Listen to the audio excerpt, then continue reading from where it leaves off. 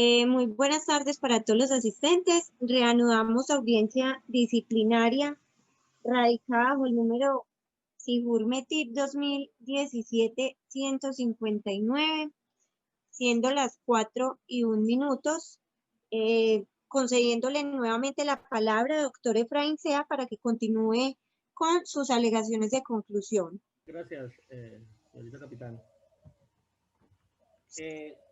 Ya de manera final, el material recaudado que insistentemente inclusive se ha solicitado por parte de la bancada de la defensa de los otros implicados y también por el recaudado dentro de la investigación respecto a mi representado, a los demás implicados, pero pues, lógicamente en especial a la agencia que tengo en defensa de su intendente Javier. No se encuentra que el comportamiento de mi representado para el día de los hechos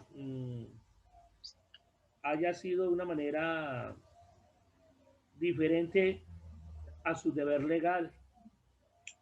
Es decir, en su calidad de servidor público, en ese momento, para ese día, estaba cumpliendo con su deber constitucional y legal y también funcional en cuanto a la naturaleza de su cargo, y el desempeño que estaba realizando fue acorde y atinente a la directriz u orden que haya recibido por parte de sus superiores dentro de esta institución de carácter jerárquico.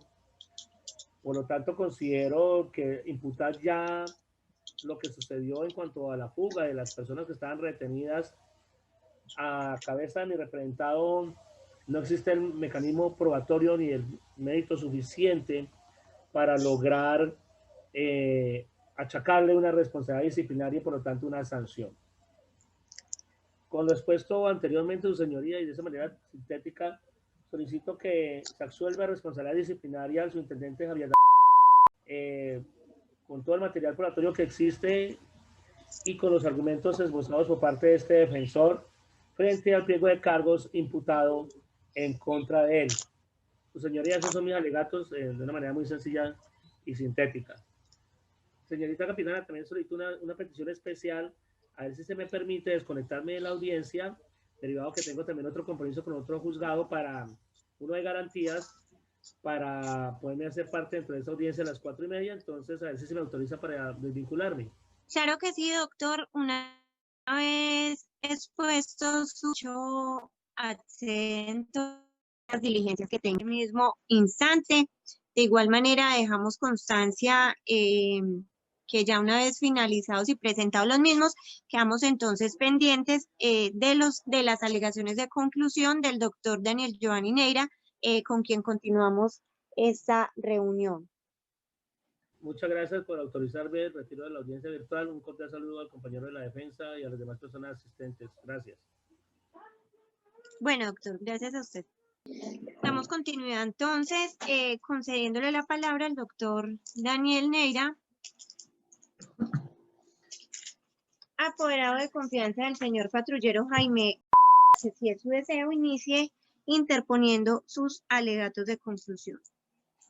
Muchas gracias.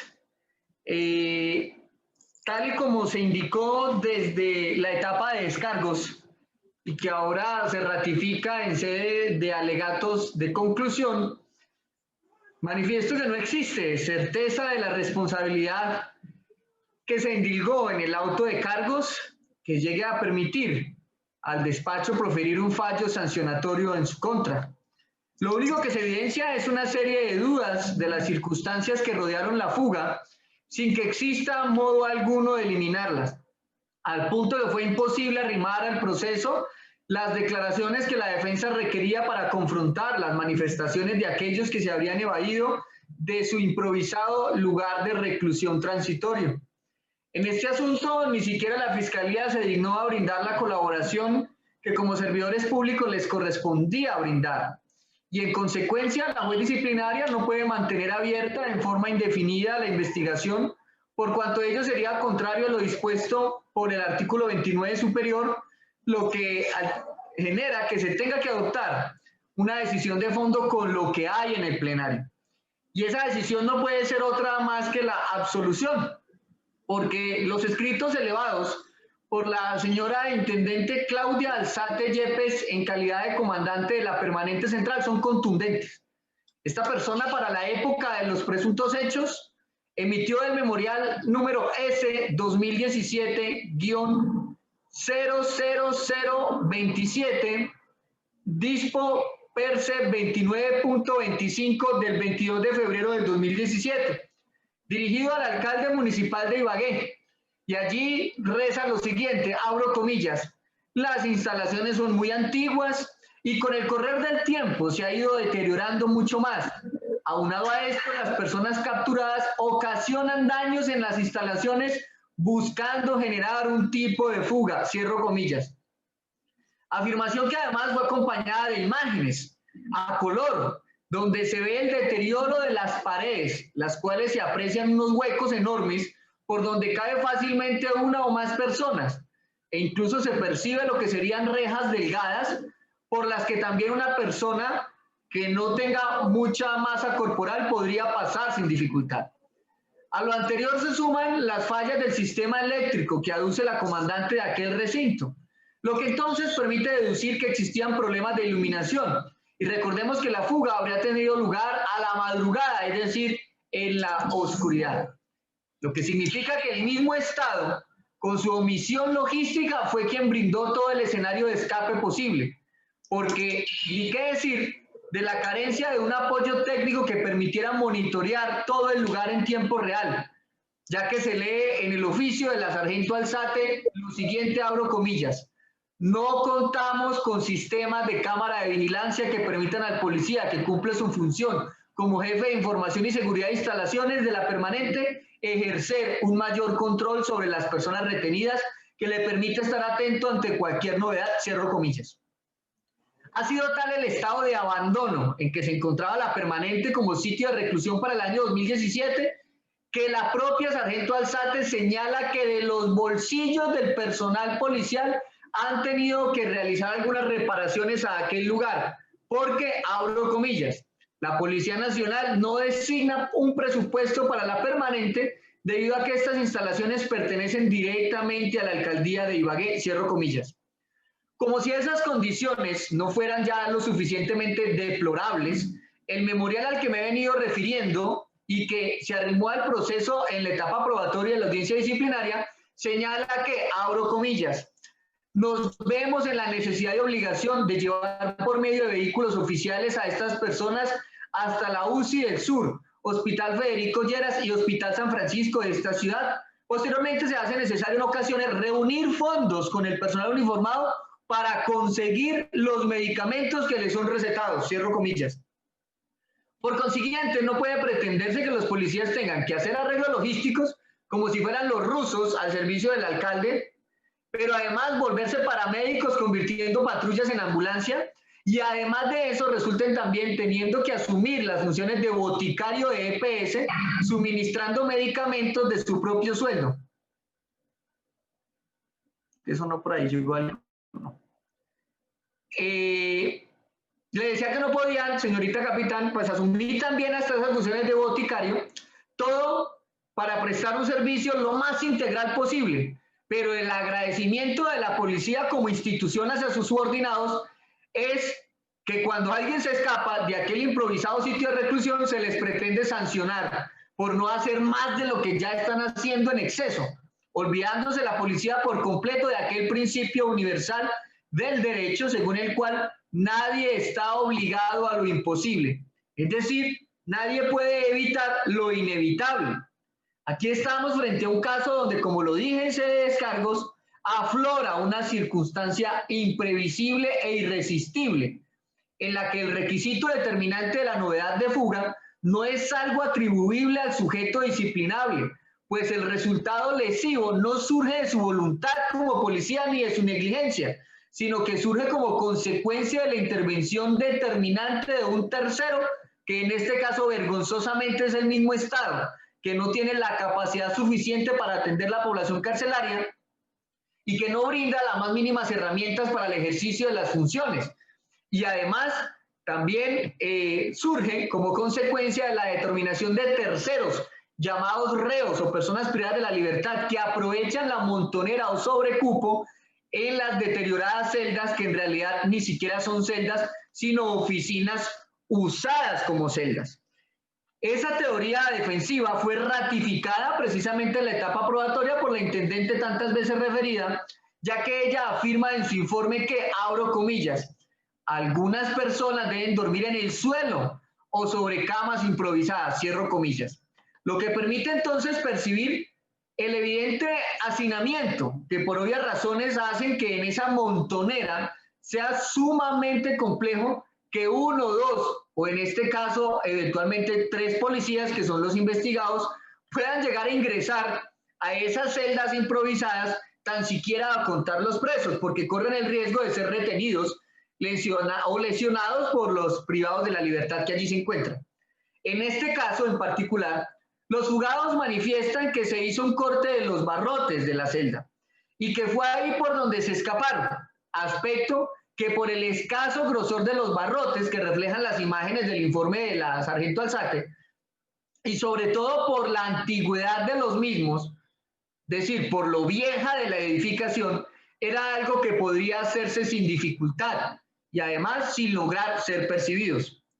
Nótese cómo el oficio de novedades alertadas por la comandante de la permanente señala también que, abro comillas, se le suministra la comida que es enviada por parte del complejo carcelario de esta ciudad. Se han presentado casos donde las comidas que son enviadas por el INPEC llegan muy tarde o llegan en estado de descomposición, cierro comillas. Por ese motivo es que, en virtud de esa garantía universal de la dignidad humana, todo preso que tiene derecho a recibir alimentos, y para poder satisfacer esa alimentación, pues hay que permitir el acceso de alimentos por parte de los familiares. Pero ahí surge otro problema que también describe el informe 000027 del 22 de febrero del 2017, y es que, abro comillas, las familias de los retenidos pretenden en ocasiones ingresar de manera engañosa elementos con los que buscan generar novedad al interior de la celda de retenidos, como elementos cortopunzantes y ceguetas, cierro comillas. Surge ahora entonces el interrogante. ¿El elemento con el que se cortó el barrote de la celda fue ingresado por la policía o fue ingresado en el turno que se encontraban realizando mi cliente como presunto apoyo en ese recinto, como para poder llegar a pensar que el uniformado realmente hizo algo para facilitar la fuga? La respuesta es que en el proceso disciplinario que nos ocupa no habrá el más mínimo indicio que demuestre que ello haya ocurrido así, por lo que es imposible entonces reprocharle un incumplimiento sancionable, pues ni siquiera es su misión la de adelantar actividades de guardianes, porque esa labor está encomendada al INPEC, y la Constitución Política es clara en su artículo 122 al decir que no habrá empleo público que no tenga funciones detalladas, y por lo tanto cada quien debe asumir el rol que le corresponde, por lo que la policía no puede andar asumiendo cuanta actividad le imponga y que se le ocurra, sobre todo cuando hay entidades que simplemente decían no acatarlas, pero ahí está la policía como la cenicienta del paseo que hace todo lo que los demás no quieren hacer. En virtud de ello, de ese artículo 122, que cada empleo público debe tener sus funciones detalladas, pues el proceso disciplinario que nos ocupa trae cuáles son las funciones que debía cumplir el policía que estoy representando y cuya misión era grupo de reacción. Sí, trabaja cuidando los bancos de la ciudad de Ibagué, es decir, evitando los fleteos. Su misión es esa, no la de estar ejerciendo actividades de custodio que no le corresponden. Y resonemos que el artículo 142 señala que no se podrá proferir fallo sancionatorio sin que obre en el proceso prueba que conduzca a la certeza sobre la existencia de la falta y de la responsabilidad del investigado. Ahora bien, hay otros interrogantes defensivos que ayudan a empujar ese artículo 142 a flote, y es: mi representado había recibido al menos instrucción sobre el turno que debía desarrollar, cuáles eran las consignas para el servicio, debía estar en la parte interna, debía estar en la parte externa, era el encargado de manejar los libros. ¿En qué consistía ese presunto apoyo? En hacer conteo a los presos, en vigilar las celdas, en vigilar los barrotes, en encaramarse al techo para que nadie corra una teja, hacía las veces de centinela en alguna garita, tenía que estar parado en la esquina porque no hay garitas. ¿Cuál era la misionalidad que debía cumplir? Tenía que sentarse en una silla en la puerta de la permanente a verificar la recepción de los alimentos que le llevan a los presos. Era el encargado de hacer la función de mesero y pasarle los alimentos preso por preso. Tenía que probar si eso venía envenenado o no, tenía que revolcar la comida para mirar si estaba allí una cegueta o no, tenía que hacer alguna coordinación para llevar a algún enfermo. O sea, ¿cuál era la misión que tenía que adoptar en ese apoyo, entre comillas, que debía brindar?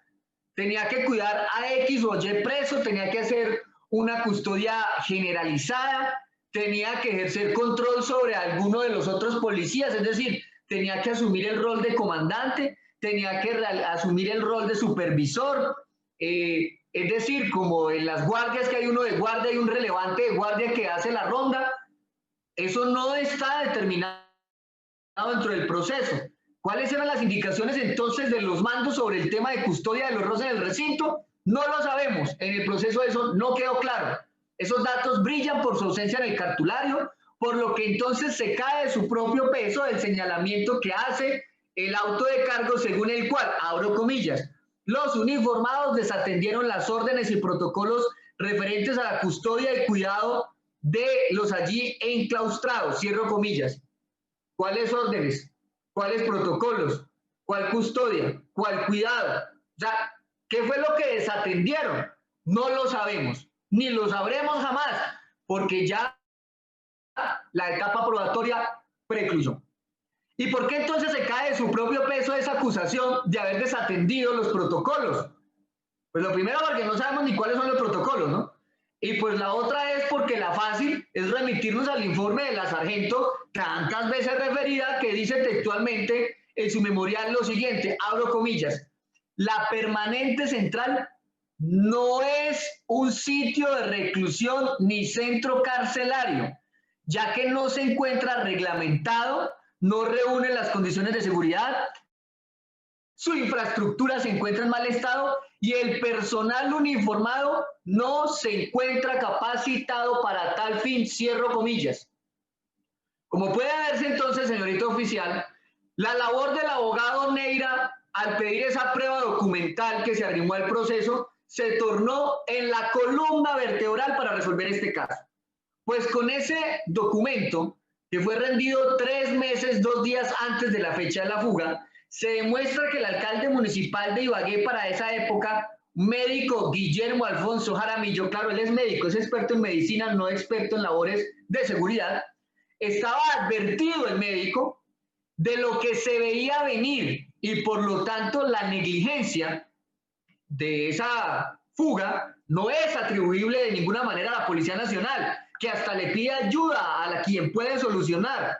Y por eso es reprochable que la misma policía pretenda acusar a sus integrantes cuando la responsabilidad claramente es del burgomaestre de turno, que no atendió el informe oportuno que le mandó la mando medio institucional al SAT.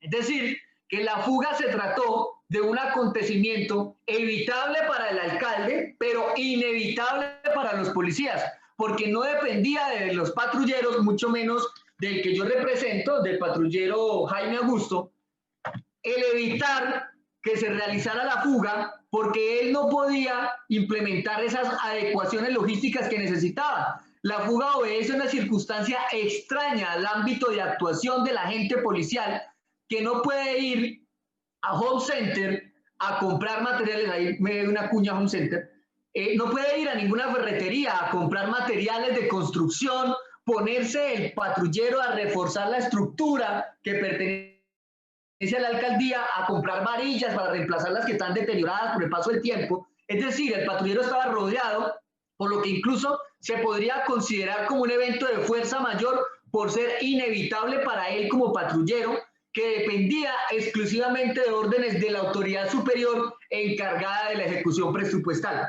el alcalde municipal. Pretender sancionar a mi poderdante en este asunto es tanto como querer castigar a alguien por que se le riegue el agua cuando el recipiente que se le da como herramienta de trabajo para transportar el vital líquido es un balde roto.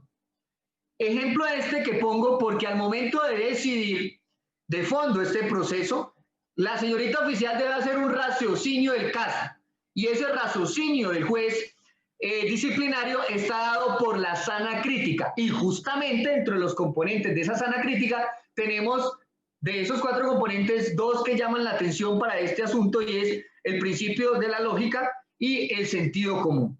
Además de eso, imagínense, señorita capitán, la comandante de la permanente fustigando al jefe de policía de la ciudad porque el personal que allí labora no había recibido el entrenamiento para poder cumplir labores de custodia de los reos. Entonces, si los que estaban adscritos a esa unidad, es decir, bajo el mando directo de la intendente, no estaban instruidos, pues mucho menos podemos demandar que haya recibido alguna capacitación la persona que represento y que mandaron de apoyo, no le dijeron cuál era el apoyo, convirtiéndolo en una especie de guardián del IMPEC sin serlo, cuando esa función, la de él, era la de grupo de reacción bancaria que tiene un rol totalmente diferente.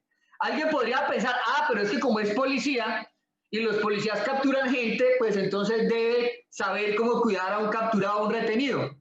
Pues ¿cómo les parece que no? Porque abogados todos, pero por el hecho de ostentar el título de profesional del derecho, no puede predicar que quien litigue en el proceso penal y disciplinario tenga que ser también experto en cobrar letras de cambio, en hacer sucesiones, en hacer liquidaciones laborales, en atender casos de derecho canónico o castrense. Porque para esas actividades jurídicas se requiere adelantar unas profundizaciones en conocimiento, es decir, unas capacitaciones adicionales.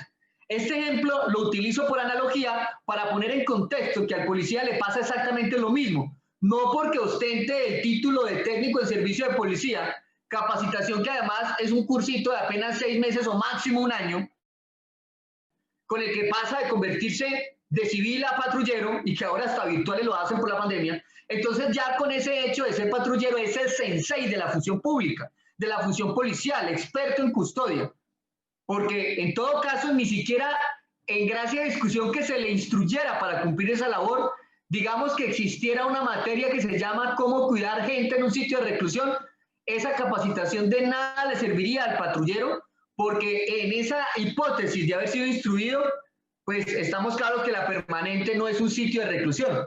Y ante ello sigo insistiendo en que nadie está obligado a lo imposible. Entonces, si a mí se me capacita como patrullero de la policía en cuidar gente en un sitio de reclusión, pero no tengo sitio de reclusión formalmente, pues entonces la capacitación no va a surtir ningún efecto. Causa, y lo digo con todo respeto, hasta risa, ¿no?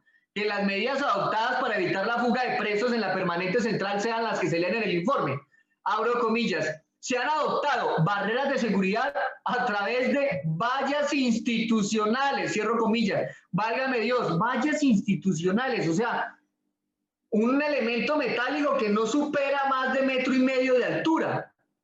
No me imagino un retenido diciendo, uy, qué falla, me pusieron una valla, ahora no me puedo volar. No, yo me quedo aquí encerrado en la permanente porque con esa valla, no, eso es un obstáculo increíble que me impide fugarme. No, eso no aplica, por eso digo que causa hasta risa esas medidas que se adoptaron para impedir la fuga. Ahora, ¿quién decidió que se impusieran unas vallas y no unos muros altos, no un techo, no en teja como se ven en las fotografías, sino en plancha, es decir, de cemento, algo que realmente brinda seguridad? Eso depende del patrullero Jaime Augusto, no, eso no depende de él. Entonces, bajo esas condiciones logísticas, señorita oficial, 3 simples policías, aclarando que cuando digo simples policías no me refiero a la profesión policial como tal, sino simples es a la cantidad de personal, pues humanamente esas 3 personas no pueden controlar a más de 100 presos, máxime cuando ni siquiera podemos hablar de 3 posibles custodios, porque en desarrollo de la audiencia se evidenció como el subintendente, entonces patrullero Javier David, ni siquiera estaba a cargo de los retenidos de manera global, sino de 2 personas en particular que tenían una situación especial de seguridad por riesgo, entiendo, de un posible asesinato por un caso de indignación nacional, como lo ha expresado el colega que me antecedió en los alegatos de conclusión de él. Y pues, ¿esto qué significa? No que yo esté intentando invadir el rol de mi colega ni ratificarle sus manifestaciones, sino lo que pretendo es que se haga una resta, ¿no? En la cifra matemática de policías que estaban vigilando ese recinto. Entonces, si teníamos 3 y hay uno que ya dice, no, mi misión era otra aquí, entonces pues quedarían solamente 2 policías a cargo de unas oficinas de retención improvisada, y eso pues es evidente que genera que sea insuficiente el personal para cubrir toda la unidad, sobre todo cuando no hay roles definidos, y por consiguiente entonces no puede hablarse ni de negligencia de los policías ni de favorecimiento de una fuga, cuando de allí en realidad no se escapó más gente porque no quisieron, porque las condiciones logísticas de ese recinto generan que los que allí permanecen lo hagan a convicción, o sea, se quedan ahí porque quieren acatar las órdenes judiciales, porque realmente limitados de su libertad de locomoción no están, no es sino correr una teja o hacerle un poquito de fuerza a una varilla de esas y ya alcanza a salir. Todo porque el mismo Estado decidió convertir en cárcel un recinto que no cumple las especificaciones para hacerlo, lo que además es contrario a las disposiciones que acertadamente enlistó en otro memorial la intendente Claudia Alzate Yepes. Y me refiero de manera puntual al oficio del 1 de marzo del 2017, en donde la señorita intendente manifiesta que trae a colación el artículo 28 de la ley 1709 del 2014, que habla de la detención en unidad de reacción inmediata o similar, y dice, la detención en unidad de reacción inmediata o unidad similar, entiendas en este caso pues la permanente central de Ibagué, no podrá superar 36 horas, debiendo garantizarse las siguientes condiciones mínimas: separación entre hombres y mujeres, ventilación, luz solar suficiente, separación de los menores de edad y acceso de baño. ¿Esto qué quiere decir? Pues que ese artículo 28 es una disposición que estableció el legislador y que dice que allí no pueden haber personas retenidas por más de 36 horas. Y está ocurriendo todo lo contrario. ¿Responsabilidad del patrullero Jaime Augusto? No, señores, responsabilidad del mismo Estado, que ahora pretende lavarse las manos con el extremo más delgado de la cuerda. En consecuencia, recordemos que el artículo 5 de la ley 734 del 2002 señala que la falta será antijurídica cuando afecta el deber funcional sin justificación alguna. Y en este caso la ilicitud sustancial no se da, por cuanto el deber funcional que se presenta en realidad es una suplantación de roles que la policía viene haciéndole al IMPEC.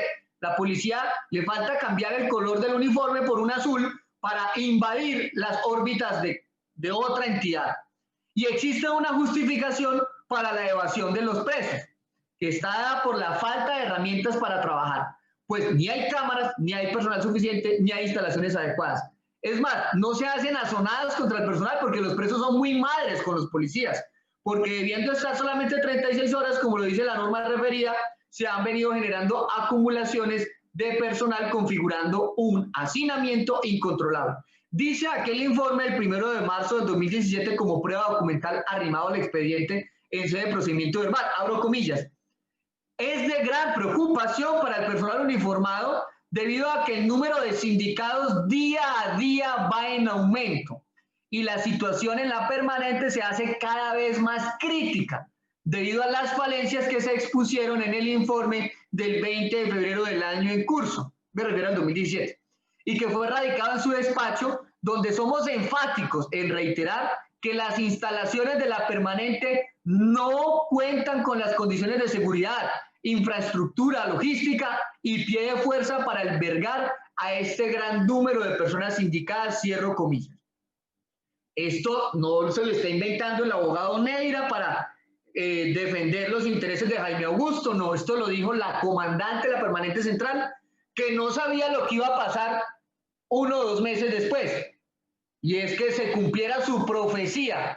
Ojo, se me van a hablar los presos, no tengo cómo cuidarlos, señor alcalde, se salió esto de control. Y el alcalde hizo de oídos sordos, el ciego, él no vio nada, no tomó ninguna acción y ocurrió lo inevitable. Inevitable para los policías, evitable para la administración. Por todo lo anterior, entonces, señorita oficial, ratifico la petición de absolución en favor del señor patrullero Jaime Augusto por la ya tan mencionada aplicación del principio de nadie está obligado a lo imposible.